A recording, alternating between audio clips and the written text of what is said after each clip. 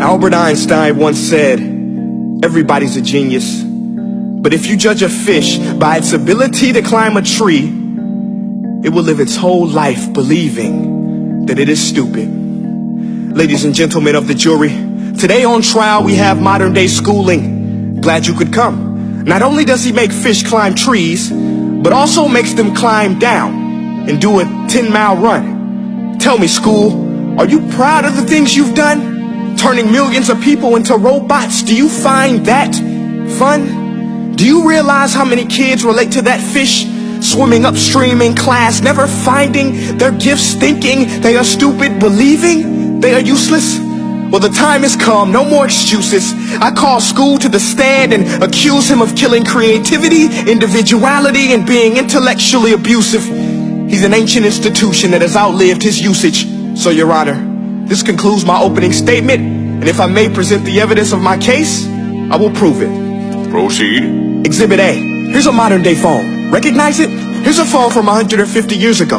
Big difference, right? Stay with me. Here's a car from today, and here's a car from 150 years ago. Big difference, right? Well, get this. Here's a classroom of today, and here's a class we used 150 years ago. Now, ain't that a shame? In literally more than a century, nothing has changed.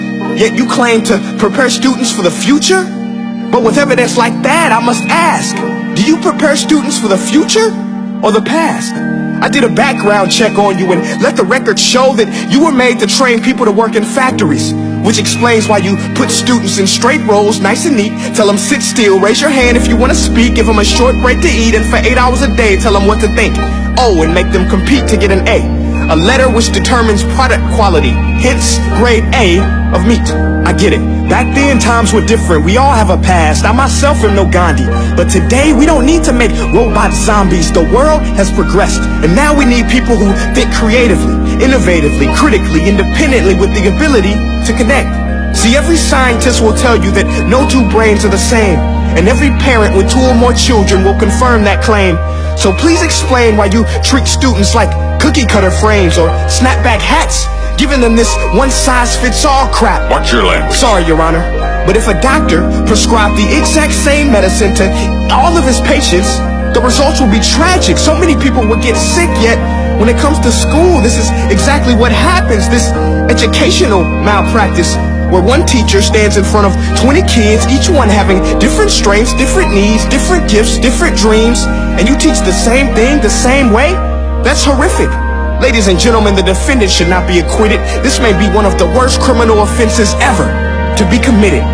And let's mention the way you treat your employees. Objection. Overruled. I want to hear this. It's a shame.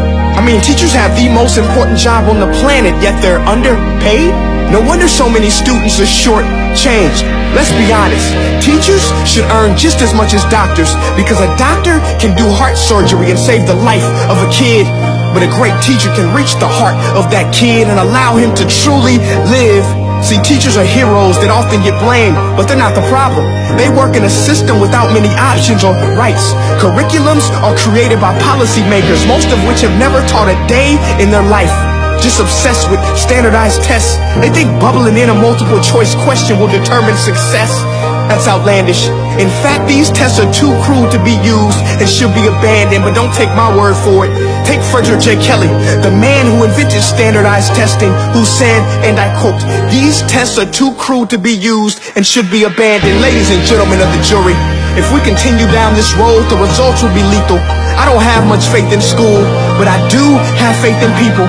And if we can customize healthcare, cars, and Facebook pages, then it is our duty to do the same for education, to upgrade and change and do away with school spirit, because that's useless. Unless we're working to bring the spirit out of each and every student, that should be our task. No more Common Core. Instead, let's reach the core of every heart in every class. Sure, math is important, but no more than art or dance. Let's give every gift an equal chance. I know this sounds like a dream, but countries like Finland are doing impressive things. They have shorter school days. Teachers make a decent wage. Homework is non-existent, and they focus on collaboration instead of competition. But here's the kicker, boys and girls.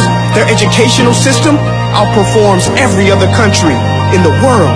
Other places like Singapore are succeeding rapidly. Schools like Montessori, programs like Khan Academy. There is no single solution, but let's get moving.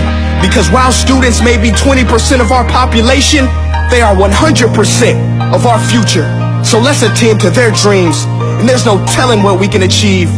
This is a world in which I believe, a world where fish are no longer forced to climb trees. I'll rest my case.